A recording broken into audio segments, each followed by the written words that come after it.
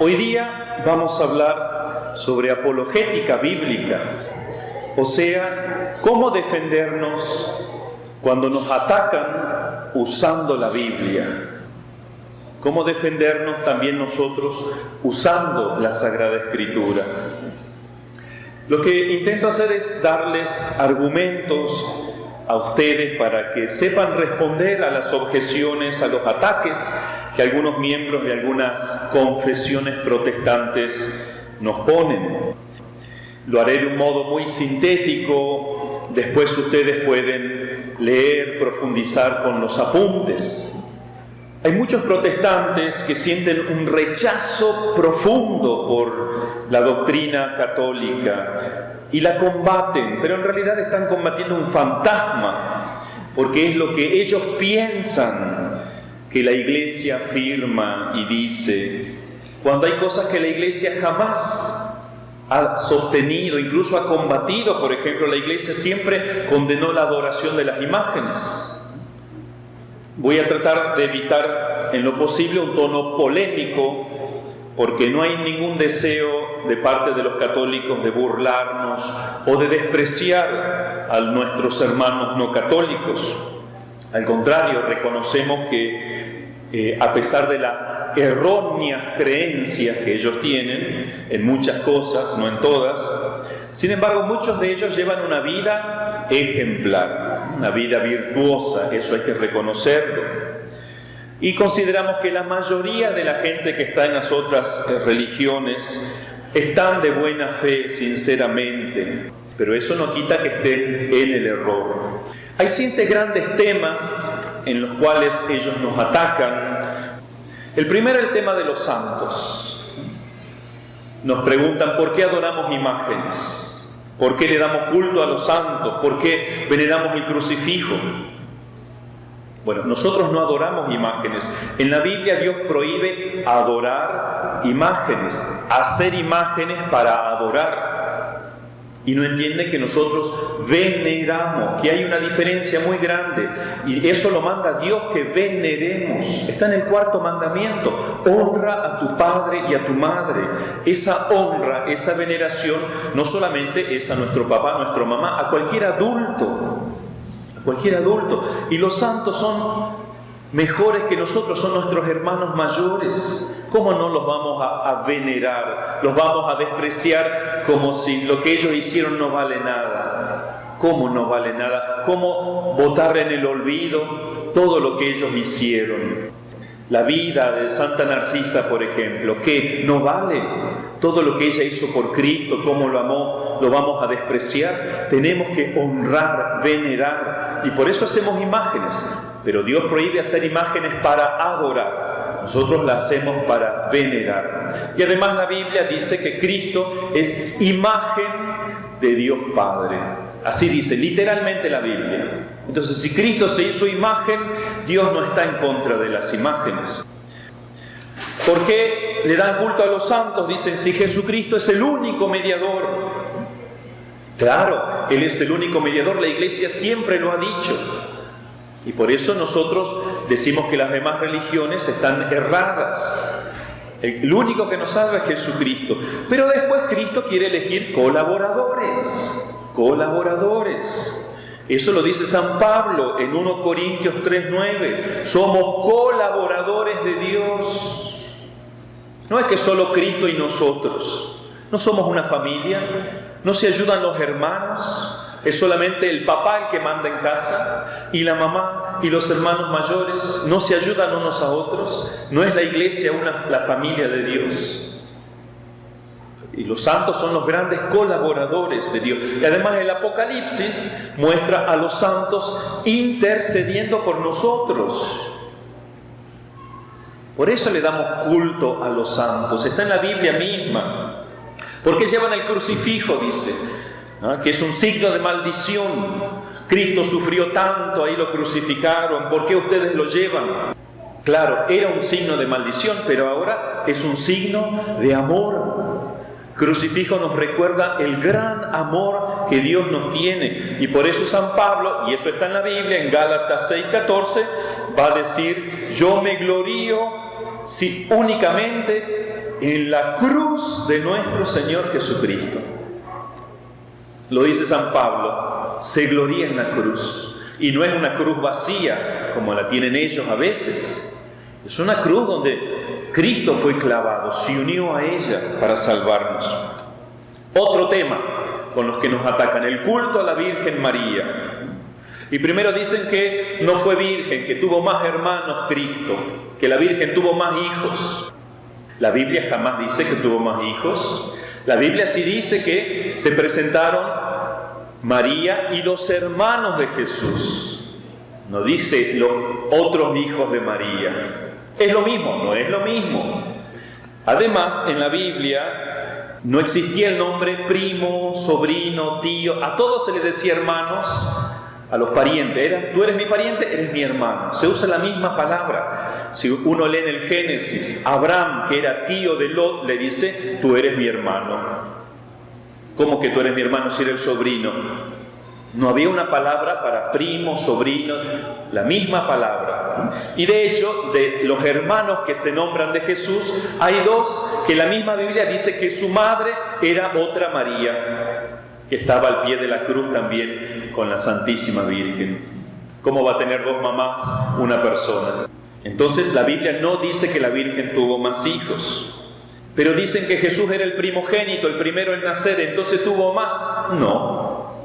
Una cosa no dice la otra. Simplemente, como Cristo también es el primogénito del Padre, no quiere decir que Dios tenga más hijos.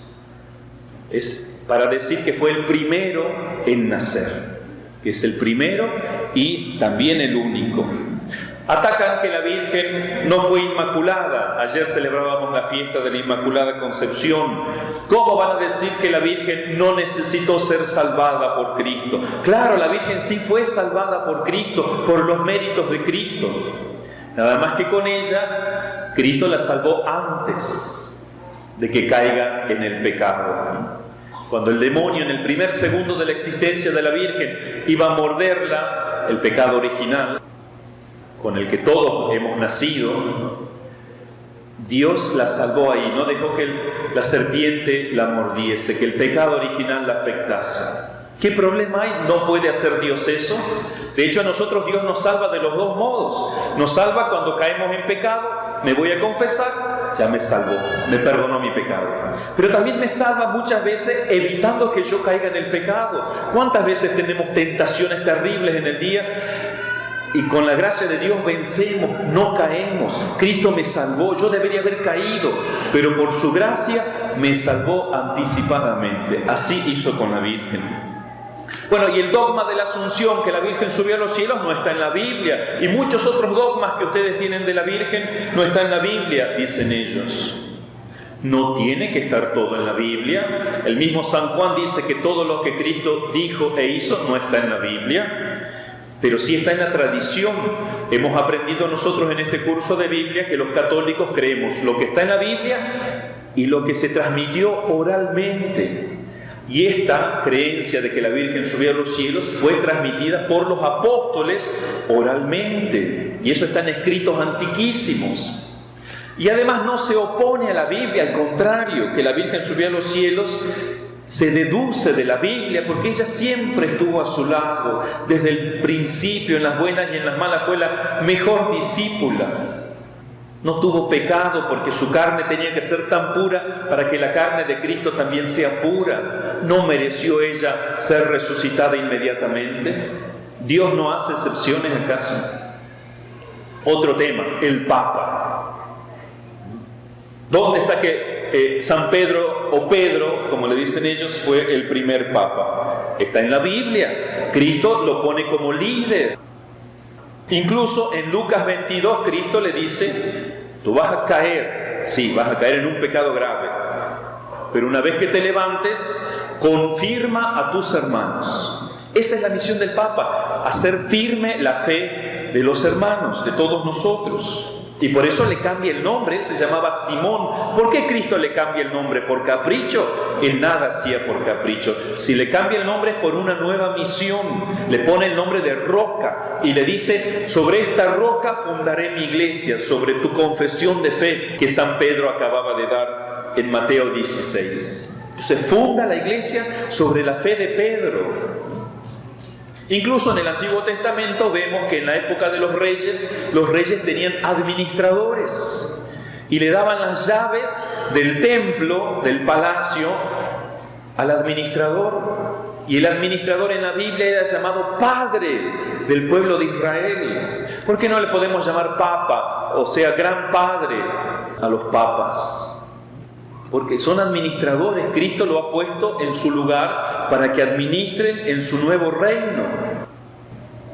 ¿Y por qué ustedes dicen que el Papa es infalible si es un hombre que se puede equivocar como cualquiera? Claro que se puede equivocar, y se equivoca, y se han equivocado los papas que hemos tenido. Pero cuando hablan de fe y de moral, solemnemente no se equivocan. Y eso está en la Biblia, Mateo 16, 19. Cristo le dice a San Pedro que le vas a dar las llaves de la iglesia y que las puertas del infierno no prevalecerán contra la iglesia. O sea, el error, las fuerzas del demonio es hacernos equivocar, caer en la mentira, en el error. Si el Papa pudiera equivocarse, entonces esa promesa de Cristo no vale. El error entonces puede vencer a la iglesia. No puede suceder así. Las promesas de Cristo no son como las de nuestros políticos, se cumplen siempre. No, el Papa es el anticristo, porque con su nombre se puede formar el número 666. Ese argumento no tiene seriedad. Se puede hacer lo mismo con muchos otros nombres. Con el fundador del protestantismo, con Lutero, también se le puede aplicar el 666, y con muchos otros nombres más. Y si el Papa pudiera equivocarse, como dijimos, la promesa de Cristo no vale.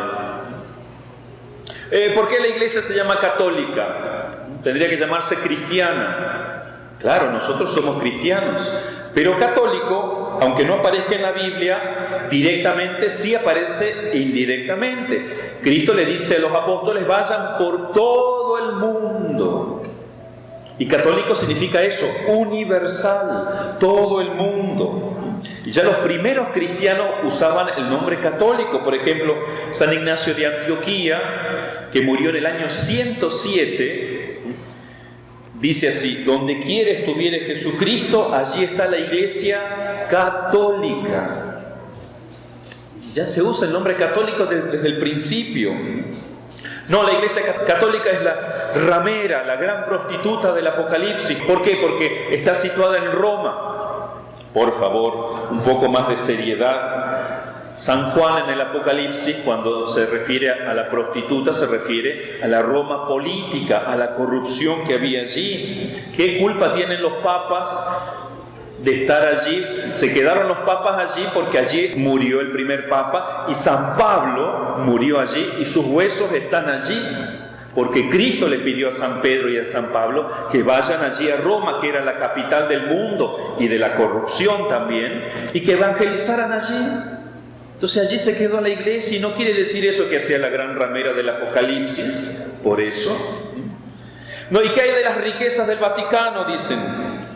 Cuidado con creer fácilmente en las películas. Se dice que las riquezas del Vaticano fueron adquiridas por mafia, por negocios sucios. Cuidado, no hay ninguna prueba seria allí. 3 son las riquezas del Vaticano: las obras de arte, que no las puede vender porque son patrimonio de la humanidad, ¿no? Las cosas litúrgicas, los cálices, que fueron regalo de reyes, emperadores, del pueblo, para que se celebre la misa dignamente. Y los edificios y las personas que trabajan allí. La iglesia tiene más de 1 billón de católicos. ¿Ustedes creen que gobernar tal cantidad de personas no requiere edificios, personal administrativo y pagar sueldos? Claro que sí, se necesita dinero y mucho dinero. Pero la Iglesia ha sido la gran benefactora, no hay que olvidar eso. En 2000 años, la Iglesia, aunque no tiene la obligación de dar de comer a los pobres, porque eso le compete a los gobiernos, la Iglesia tiene la obligación de predicar el Evangelio, dar de comer espiritualmente. Y sin embargo, la Iglesia siempre ha sido la que ha estado allí en las catástrofes, ayudando a católicos y no católicos. A los judíos, como los ayudó en la época de Hitler, en la persecución. Claro, casos de corrupción siempre va a haber, donde hay dinero, hasta en la familia más pobre, si hay un poquito de dinero, hay tentación de robar, etc. Desde Judas, el primer ecónomo de los apóstoles de la Iglesia, se dejó corromper por el dinero. Pero eso no significa que la Iglesia no sea santa por estos casos particulares de corrupción. Otro tema, los sacerdotes. ¿Por qué llaman padre al sacerdote? A ninguno llaméis padre, dice Cristo en la Biblia. Claro que dice eso, pero Cristo está usando una hipérbole, o sea, una expresión exagerada a causa de la soberbia de los fariseos que estaban presentes allí. Al contrario, la Biblia enseña, por ejemplo, Eliseo llamaba a Elías Padre mío, cuando se lo lleva el carro de fuego. O el rico Epulón, en esa fábula que cuenta Cristo, que va al infierno y ve a Abraham, le dice, Padre Abraham, que está mal. Y Cristo mismo cuenta esa historia, Padre Abraham. David, el rey David, a Saúl, que lo estaba persiguiendo para matarlo, le dice, Padre mío, ¿por qué me persigues? Y no era su padre físico. Incluso los apóstoles, San Pablo lo llama a Timoteo, que era un obispo, mi hijo querido, 4 veces en las cartas, 4 veces, mi hijo querido. Entonces San Pablo estaba desobedeciendo el mandato de Cristo. San Juan también en su primera carta, hijitos míos. San Pablo se gloría de su paternidad, le dice en una de sus cartas, aunque ustedes tengan 10.000 pedagogos, no habéis tenido muchos padres, he sido yo quien por el Evangelio os engendré en Cristo Jesús. Si cualquiera que engendre a otro para Dios, de alguna manera es padre porque participa de la paternidad. Pero eso quiere recordarnos Cristo, que los sacerdotes y todos los que llevan de algún modo la función de la paternidad o la maternidad, participan de la única paternidad de Dios. Por eso solo Él es Padre y nosotros participamos de esa paternidad. ¿Por qué me voy a confesar con un cura si es pecador? Porque esa es la voluntad de Cristo, eso está en la misma Biblia. Cristo le dice a los apóstoles que lo habían traicionado, o sea, lo habían abandonado. Pero el domingo, cuando Cristo resucita, le dice, a quien vosotros perdonéis, les quedan perdonados sus pecados. Y a quien vosotros no les quedan perdonados. Entonces ese poder lo pasa a los hombres, y eran hombres pecadores. ¿Por qué? Porque Cristo quiere que su misericordia llegue a nosotros a través de otros hombres también. Porque un hombre pecador comprende a otro hombre pecador. Si los ángeles nos confesaran, las penitencias que nos pondrían. Entonces el poder que tiene un sacerdote, por muy pecador que él sea, lo tiene de Cristo y siempre va a tener el poder. No tengan miedo en ir a confesarse, que ese padre regaña o es muy pecador, escandaloso. No importa, tiene el poder. ¿Y qué pasa con los escándalos de los sacerdotes, los recientes escándalos? Por ejemplo, los casos de pedofilia. Claro, existen casos. Pero las acusaciones que uno escucha en la televisión, en la radio, en el internet, son súper exageradas. Recuerden que el mundo odia a la Iglesia, entonces no crean ustedes tan fácilmente. Incluso cualquier otra institución distinta de la Iglesia tiene más porcentajes de pedofilia o de escándalo que la misma Iglesia. Incluso la pederastía es una plaga mundial, dicen los psicólogos, que se va extendiendo por todo el mundo. Hay más casos de pederastía en las casas, hasta en nuestro barrio, en nuestro país. Se ha perdido tanto la pureza, tantos padres que abusan de sus hijos. y yo me voy a quedar con que la Iglesia, que es un mínimo porcentaje de algunos sacerdotes que lamentablemente hayan cometido eso, como la mala del mundo, la mala de la película. Además, ¿por qué los gobiernos que tanto persiguen a la Iglesia, por qué no luchan contra la industria pornográfica? ¿Por qué no prohíben los canales pornográficos? ¿Qué es lo que lleva a las personas a enfermarse sexualmente? Porque hay plata. Ellos podrían bloquear esos canales, no lo hacen.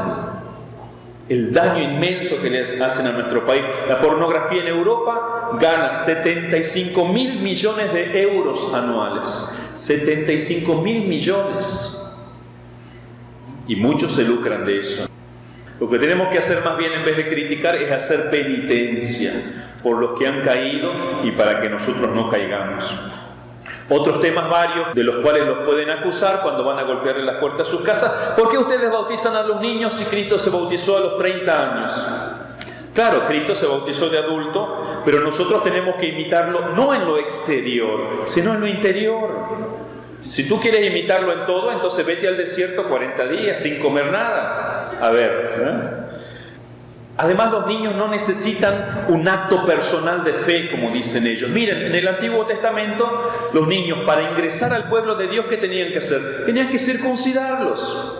Y ellos ni sabían, no había ningún acto personal interior, y ya comenzaban a formar parte del pueblo religiosamente por la circuncisión. Incluso los apóstoles dicen que bautizaban a toda la casa. Entonces eso se incluye a los niños, por supuesto. Y además los niños, aunque no tengan pecados personales, tienen el pecado original. Y eso lo dice San Pablo en Romanos 5:12. Todos pecaron. Todos. Otra cosa que nos acusan, ¿por qué ustedes no observan el sábado y cambiaron por el domingo? Bueno, miren, hay muchas cosas que nosotros los cristianos no hacemos del Antiguo Testamento. Por ejemplo, ya no nos circuncidamos. Y muchas otras cosas más que dicen los apóstoles. Lean Gálatas 6:12, Colosenses 2:11. Dice San Pablo que ya hay cosas del Antiguo Testamento que caducaron. Y Cristo que vino a perfeccionar el Antiguo Testamento y a una nueva alianza. Y por eso los cristianos se reunían el domingo, porque Cristo resucitó el domingo. Los apóstoles se reunían el domingo a alabar a Dios. ¿Qué problema hay en cambiar el sábado al domingo? No se pierde la esencia del tercer mandamiento. Solo se salvan 144.000, dicen algunas de las sectas. Y se basan en Apocalipsis 7:4. Eso es un número simbólico, Señor, 144.000. Al contrario, dice San Pablo en la primera carta a Timoteo 2:4, Dios quiere que todos los hombres se salven.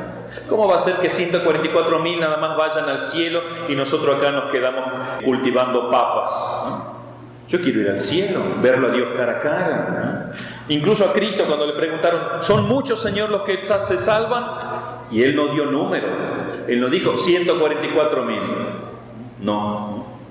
Otro ataque, la hostia que ustedes comen es pan nada más, no es el cuerpo de Cristo. Bueno, lean Juan 6. En Juan 6 Cristo pide que lo comamos de dos modos, creyendo en Él primero, y por eso nosotros escuchamos la palabra en la misa, y después comiendo su cuerpo y su sangre, comulgamos. Es un mandato de Cristo comerlo de los dos modos. Y en la última cena Él dijo, tomad y comed, esto es mi cuerpo, esta es mi sangre. No dijo, este es un símbolo de mi cuerpo y de mi sangre. Otra cosa que nos ataca, en el purgatorio no existe. ¿Por qué ustedes hablan del purgatorio? Si existe, aparece en la Biblia, en el Antiguo Testamento. Lamentablemente uno de los libros que ellos no tienen porque Lutero lo sacó, en el segundo libro de los Macabeos 12:46 se habla de los muertos, de que hay que ofrecer sacrificios por ellos, ¿no? Y en el Nuevo Testamento hay alusiones claras al purgatorio, aunque no se nombra la palabra purgatorio. Por ejemplo, cuando Cristo dice que el pecado contra el Espíritu Santo no va a ser perdonado ni en esta vida ni en la otra. Significa que en la otra se puede perdonar algunos pecados. Y ese es el purgatorio. Ahora nosotros vamos a criticarlos a ellos, los errores protestantes. El primero, ellos dicen sola fides, o sea, solo la fe salva. Eso decía Lutero y los primeros protestantes. O sea, basta con que creas en Cristo, no importa todos los pecados que hayas cometido. Crees en Cristo, estás salvo.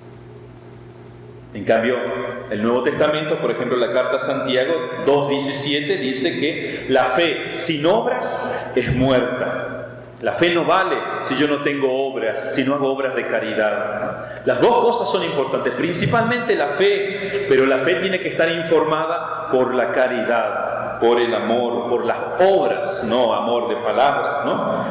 Por eso San Pablo dice, aunque yo tenga toda la fe, si no tengo amor, no soy nada. Otro error de ellos, sola escritura, o sea, hay que creer solo lo que está en la Biblia. ¿Y dónde dice eso en la Biblia? Al contrario, como dijimos, Juan 21:25, Cristo dijo e hizo muchas otras cosas que no están escritas. Ya hemos probado en la primera clase cómo nosotros los católicos creemos lo que está en la Biblia y en la tradición. Otro error de ellos, el libre examen. O sea, a mí nadie me tiene que enseñar lo que dice la Biblia. Yo y el Espíritu Santo me tienen que enseñar a mí, explicármela. Tampoco está eso en la Biblia, al contrario. Si ustedes leen el libro de Esdras en el Antiguo Testamento, van a ver cómo el escriba Esdras le explicaba a la gente la palabra, porque no es fácil de entender muchas veces. Hay algunos pasajes que sí, pero otros pueden ser usados incluso por nuestros enemigos, los enemigos de Dios, como se ha hecho, para hablar mal de Dios. Por eso es importante, Cristo dejó un magisterio a la iglesia que explique como mamá a sus hijos la palabra.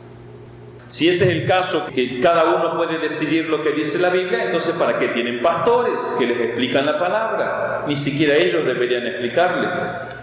Otro error, el diezmo.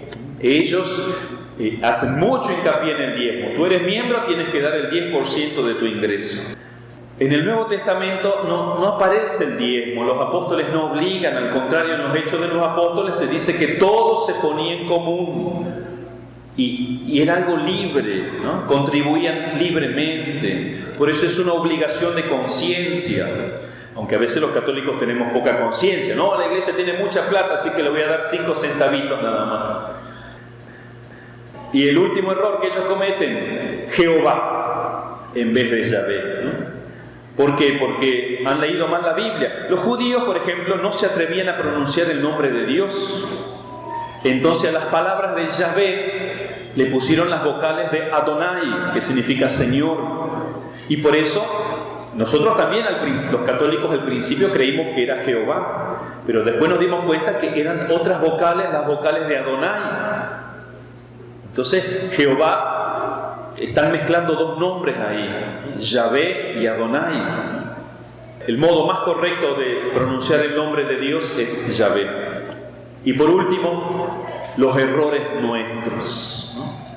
Los errores nuestros. Primero, discutir con las sectas. ¿Cómo se discute con las sectas? A veces uno, bueno, por respeto, le tocan la puerta, puedo entrar, y uno por respeto los escucha y quiere uno dialogar, y no se puede dialogar con ellos, no quieren escuchar. Tal vez haya excepción, pero en general no quieren escuchar. Ellos vienen a imponer su creencia. Entonces no pierda el tiempo, señor, señora. Ellos no vienen a dialogar. Si hubiera un diálogo, ellos escucharían mis razones, ¿no? Y además que mezclan un montón de temas. Uno está hablando de una cosa y ya salen con otra y te bombardean. Entonces eso no es un diálogo. No pierdan el tiempo. Miren, no pierda el tiempo, señor. Yo soy católico, por favor váyase. Adiós. O venga a rezar el rosario conmigo primero, como hicieron algunos. Y si usted no sabe cómo responder, dígale, mire, venga mañana, yo voy a estudiar este tema. Sin duda que la iglesia tiene una muy buena respuesta para eso. Hace 2000 años que existimos, así que no es que ustedes han descubierto la mina de oro, ¿no? Y eso nos obliga a nosotros a estudiar. Pero no duden a priori. Ay, es verdad, la iglesia es corrupta, me ha mentido por 2000 años, nos ha estado mintiendo, me voy a ir a la secta. ¿Por qué dudan? Si viene alguien y les habla mal de su madre, mira que tu madre anda haciendo brujerías y vendiendo droga, ¿le van a creer de una? No, tranquila, espere, es mi madre. Tenga más respeto, yo hablaré con mi madre. Ya veré, averiguaré, pero no la puedo condenar a mi madre por los chismes. Entonces, Uno de los peores enemigos que tenemos nosotros somos nosotros mismos, nuestra ignorancia, que no estudiamos nuestra fe. Como decía un poeta argentino, el Martín Fierro, decían entonces las viejas, como que eran sabedoras, que los perros cuando lloran es porque ven al demonio. Yo creía en el testimonio, como cree siempre el que ignora. Mire, su perro va a poder ver al diablo, ¿no? Pero bueno, cuentos de viejas, y nosotros no creemos por ignorantes, ¿no? Por ignorantes, ¿no?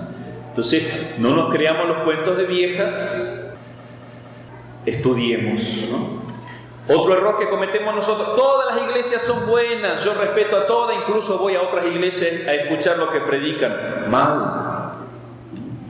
Todas las iglesias podría decir que son buenas en cuanto buscan a Dios, pero no todas escuchan a Dios, ¿no? Porque escuchar a Dios es muy exigente. Nosotros en la iglesia tenemos mandamientos que son súper difíciles de cumplir. Confesarse es difícil, venir a misa todos los domingos. Los mandamientos son re difíciles. En cambio, las otras sectas, las otras religiones comenzaron a quitar: esto no me gusta, esto no me gusta, esto es pesado, vamos a sacar la confesión, esto, aquello. Crearon una religión humana, light, acomodada a los caprichos. Entonces, como decía Weirenfels, inventan sus propias doctrinas, las apoyan en la Biblia y las tienen por divinas. Claro, yo puedo inventar una religión a mi manera, usando la Biblia. Digo, miren que la Biblia dice lo que yo digo. Puedo hacerlo. Y lo último, nuestro error también: tenemos en nuestras casas a veces Biblias evangélicas, protestantes, o del mormón, o de los testigos. Tenemos que conseguir una Biblia católica. Recuerden, la Biblia protestante tiene 66 libros. Nosotros los católicos reconocemos los 73 libros. Es importante tener una buena Biblia católica. Termino con una historia.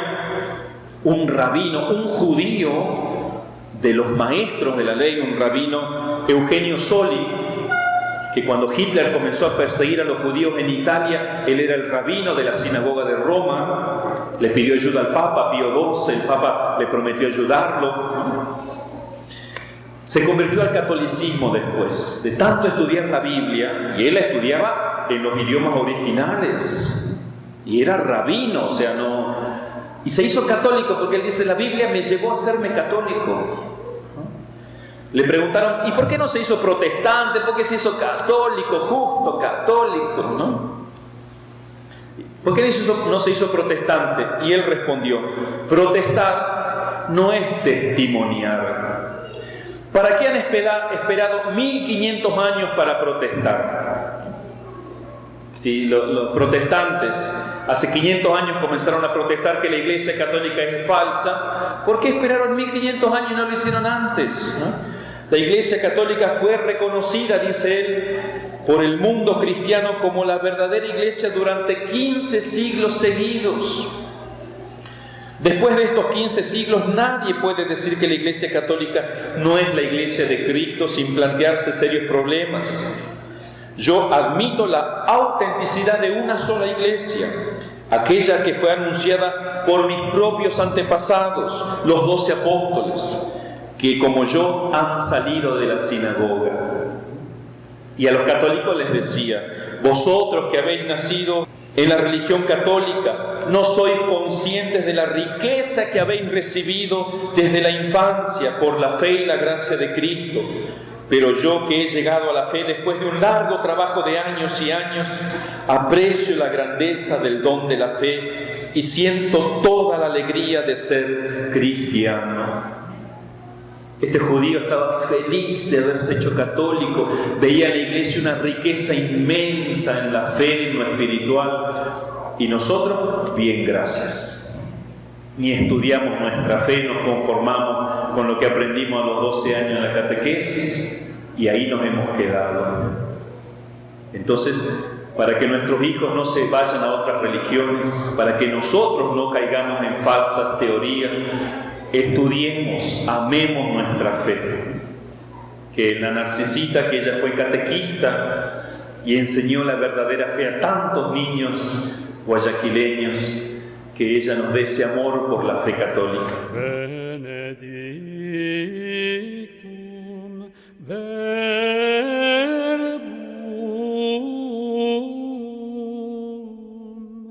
quod incarnatum est ex Maria Virgine